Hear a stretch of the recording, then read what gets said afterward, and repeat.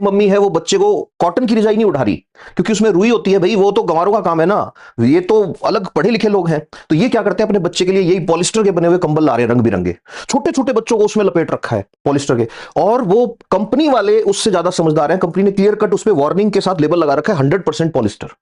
अब वो पता नहीं डिग्रियां लेके ही घूम रही है या क्या है, छोटा सा बच्चा है उसको उसमें लपेट रखा है उसने, और उसमें धागे ऐसे उठ रहे हैं।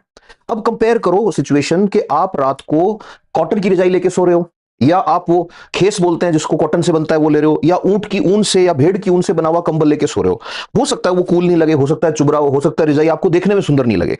अब आप ले आए खरीद के रंग बिरंगे के चक्कर में पॉलिस्टर वाला, अब वो गर्म बड़ा रहता है। गर्म क्यों नहीं रहेगा, मैंने बताया एयर प्रूफ कर देते हैं। एयर प्रूफिंग के लिए क्या डाला उन्होंने, उन्होंने डाले इसमें पर फ्लोरो एल्काइल सल्फोनेट, अभी बताया मैंने। और इससे क्या होता है, कैंसर। अभी सुनते जाना। इसके अलावा जब बन रहा था तो क्या डाला, एंटीमनी डाला। शुरू में पॉलिस्टर जब बनाया था तो ये थोड़ी पता था कि इसके कंबल बना लेंगे लोग, और कूल दिखने के चक्कर में छोटे छोटे बच्चों को वो कंबल उठा रखे हैं। बाद में 10 साल बाद घूमते फिर रहे हैं कि हमारी बेटी के पीसीओडी हो गया, हमारे तो बच्चे के छोटे से कई एलर्जी हो गई, इसके अस्थमा हो गया। अरे उस मम्मी ने किया है जो सिर्फ डिग्रियां लेके घूम रही है, और अपने आप को सुपीरियर दिखाने के चक्कर में हर वो चीज खरीद के ला रही है जिसका टीवी पे ऐड देख लिया या जो फिल्मों में देख ली। एक बार एजुकेशन, उनकी क्वालिफिकेशन तो देखो जिनसे इंस्पायर हो रहे हो। अब हो क्या रहा है, वो जब बच्चा ओढ़ रहा है उसको, तो पॉलिस्टर के माइक्रोफाइबर्स उसके नाक से और उसके मुंह से अंदर जा रहे हैं। छोटा बच्चा है तो पक्का कपड़े को चबाएगा भी। अब दोनों कंडीशन को कंपेयर करो, कॉटन वाली रजाई के फाइबर अंदर गए, कॉटन गया अंदर। कॉटन डाइजेस्ट नहीं होगा बट वो सेलुलोज में ब्रेक डाउन होगा, और सेलुलोज को पचाने के लिए हमारे पास डाइजेस्टिव सिस्टम में पावर नहीं है, बट उसको डिग्रेड कर देते हैं हमारा मैक्रोफाज सिस्टम, हमारे एंजाइम्स उसको डिग्रेड कर देते हैं, म्यूकस के साथ बाहर आ जाता है।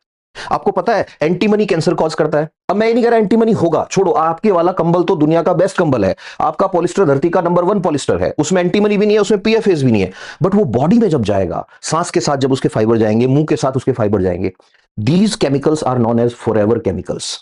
इनका ना डाइजेशन होगा, ना इनको डिग्रेड करेगा, ना मैक्रोफाज जो है वो इनको कुछ कर सकता है। अब इन्फ्लामेशन हो सकता है, सेल डैमेज हो सकता है, इम्यून सिस्टम जो है उसको ट्रिगर कर सकती है ये चीज। अब सोचो, आप नजर डालो चारों तरफ। अवेयरनेस की बात मैं क्यों करता हूं, ये अपने आप को अवेयर समझने वाले लोग जो हैं, इन्होंने, ये खुद ग्रेजुएट होंगे, पोस्ट ग्रेजुएट होंगे, डॉक्टरेट होंगे, और इन्होंने अपने गाइड बना रखे हैं उन लोगों को जिनकी 10th भी नहीं हुई कभी ढंग से। क्यों, टीवी पे ऐड आया हम वही लेके आएंगे क्योंकि हम कूल हैं। रजाइयां जो है वो तो अच्छी नहीं लगती ना, कौन रुई भरवाए कौन ये करे। बट रुको, समय आएगा घूम के। जैसे ही अपने बच्चों को वो घोल घोल के पिलाते थे ना पाउडर जिनमें 70% चीनी हुआ करती थी, ये सोच के कि हमारी बेटी बनेगी औरों से लंबी, टॉलर, स्मार्टर, कुछ नहीं है, चीनी चीनी थी उसमें।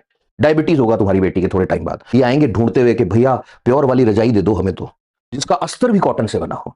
ये औकात है अर्बनाइजेशन जिसको कहते हैं।